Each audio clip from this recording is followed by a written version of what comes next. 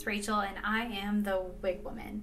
I am so glad to be here today, and I'm here to tell you about my hair loss journey, my journey with alopecia, and how it's affected me, where I'm at right now, and where I hope to go with it. I'm glad you're here to join me today. Thanks for being here.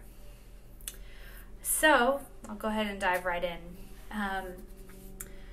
I started losing my hair just a little over a year after my son was born. I remember sitting there, my son was taking a nap, it was glorious, I was watching TV, it was perfect, and I was just rubbing my hands through my hair, not a big deal. My hair was always awesome back then, so I touched it a lot. I found a bald spot on my head right over here, and I really panicked. I totally freaked out. Told my husband, he confirmed I had it. When he finally got to look at it, I talked to my hairstylist, my hairdresser, and she told me that it's probably just stress. It'll grow back. I don't need to worry about it. She sees stuff like that all the time. So I decided not to worry about it. And the problem is it eventually grew back in, but then as soon as it grew back in, I had another one around the same area. And then that process just happened for about a year until I started losing lots of hair and had lots of bald spots. And my heart was pretty broken. I just had always really, really enjoyed my hair. I remember like having my friends pray for me, and I remember crying a lot. I was really torn up emotionally about my hair falling out. So when it got to the point that year later that my hair was falling out a whole lot, I finally decided to start seeing a doctor about it, and actually went to a few different ones trying to figure out if everyone was saying the same thing or if one could make my hair magically grow back. I ended up working with a dermatologist for the most part, and I was getting Kenalog injections in my scalp, along with Kenalog injections in my hip, which would make me feel really bad for like a whole entire week. The ones in my hip would. I stopped that pretty early on because I just felt miserable with that. But the ones in my scalp seemed to help my hair grow back, but I was still losing more hair than I was growing hair. So throughout this whole process of working with doctors, my hair was still falling out in drastic amounts. So I started working with a doctor, I think in February, and by June I had just lost tons and tons of hair, even with the monthly rounds of injections in my scalp, which the ones in my scalp would also make me feel pretty terrible. For about 24 hours, it would just feel like someone was squeezing my head, and it felt terrible. So I know a lot of the people, you guys that have alopecia and get those injections, some of you guys have been getting it monthly for years, and that's awesome. I couldn't keep up with it, so good job, you guys. I stopped doing it. It just wasn't working fast enough for me compared to the rate my hair was falling out. So that time in June, I actually went to my high school reunion, and I remember just feeling so uncomfortable in my own skin, and that was terrible. Like, you want to go to your high school reunion to connect with people, to show how much you've changed. You don't want to show up with really thin hair when everyone knew you to have great hair in high school. So it was frustrating. It was so frustrating. And as soon as I got back from that trip, I looked at my husband and I said, I'm buying a wig, and I'm buying it today and I said this to him, obviously in tears, just over how much hair I had lost. And that was the day I decided to go get my very first wig. I went to a local salon, and they fitted me for a Raquel Welch wig, which was great. It looked beautiful. It looked very similar to my hair, But it was still difficult because the first time you put on a wig, you think, oh my goodness, this is so much hair. You're just not used to the volume that most wigs provide. So it was a little difficult because I didn't feel quite like myself walking away. Even though I purchased the wig and some care products, I cried the whole way home from that. I couldn't believe it had come to the fact that I needed a wig. It was just frustrating. So I spent like the next month wearing this wig. I got comfortable enough to wear it out in public, but I was so depressed and obsessed with my feelings over having to wear a wig. I just couldn't believe me, Rachel, the girl, the fun mom, the one who likes to go to the gym and work out and all these kind of things.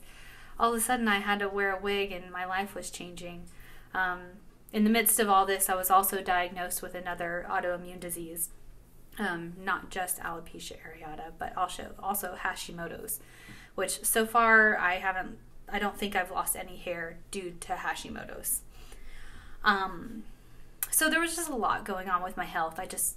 I felt like my identity was completely changing, and that was really, really hard. Lots of tears, lots of frustration, lots of soul searching. So, but a month later, I went on a trip with some girlfriends, and we went into the mountains and we went hiking and we had lots of fun. We saw beauty in nature. It was just a lot of fun. And returning from that trip, I just realized that I got out of myself. I wasn't thinking about myself. I wasn't obsessed with myself the whole entire time I was on vacation. And I've really got to focus on other people and got to focus on beautiful nature surroundings. So when I got back, I just decided I really preferred feeling happy and not thinking about myself as much as when I got, feeling depressed prior to going on that trip. So I made the decision when I got back that I didn't want to feel that way anymore. I wanted to be happy like I was on vacation. So I took the time to start a new hobby, which is different because I've never been really much of a hobby person, but I started painting watercolor. Not that you should paint watercolor. It just was a good way for me to relax. It's kind of like therapy, the way the colors all blend together. I really enjoy it still to this day. And I decided to purchase some more wigs.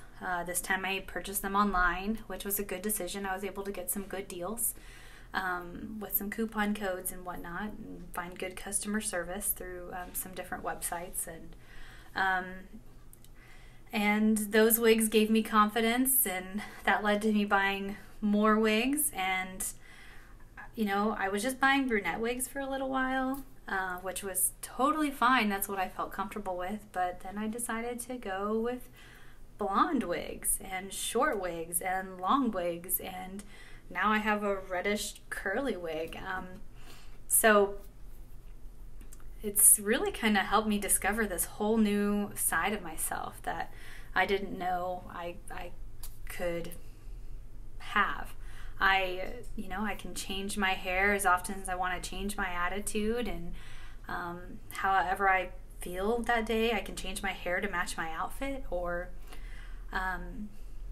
just give me confidence that day. So speaking of confidence, that's exactly what wigs have done for me. I've gotten to the point now to where I don't really wear wigs to hide my baldness. I wear wigs for confidence. I wear wigs because they make me feel good. I honestly could care less if anyone knows that I'm bald. I could care less if anyone knows I'm wearing a wig. Those little things really don't matter to me anymore. I'm not trying to hide what's going on because there's nothing to be ashamed of. It's nothing that I did wrong to cause this. So, my hair used to be part of my physical identity. It was just part of who I was. Rachel was always the girl with good hair. It didn't matter what weight I was at the time or what my skin looked like or, you know, what I was doing, but Rachel was always the girl with good hair. And I always liked that about myself. So when I lost it, that was really hard. I felt like I lost part of my identity and my identity changed. But the truth is, losing my hair helped me discover my identity. For me, my identity is in Christ, and looking to Him for strength through all of this definitely helped me a whole lot. But now wigs have been for my confidence, not for my identity. And I've just super enjoyed what wigs have brought to the table for me, and I can't wait to see where I go going forward.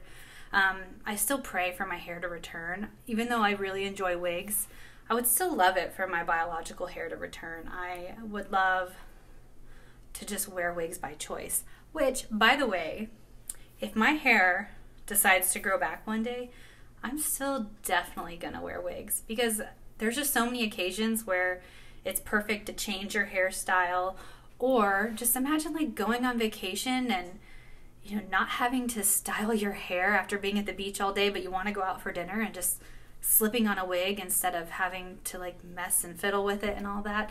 Or like getting ready for a wedding and you just want to throw on a nice hairstyle versus having to do all of your hair before you go somewhere.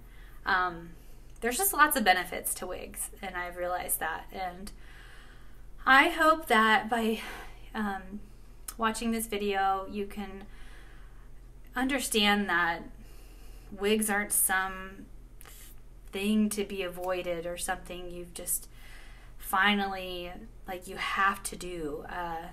Just look at it as an opportunity, because as soon as you feel confident wearing wigs, that'll change the way you feel about your hair loss, and like, it's a good way to move forward. Thank you for joining me on my video today. I'm so glad you're here. I hope you can watch more of my videos as they come online. Thank you.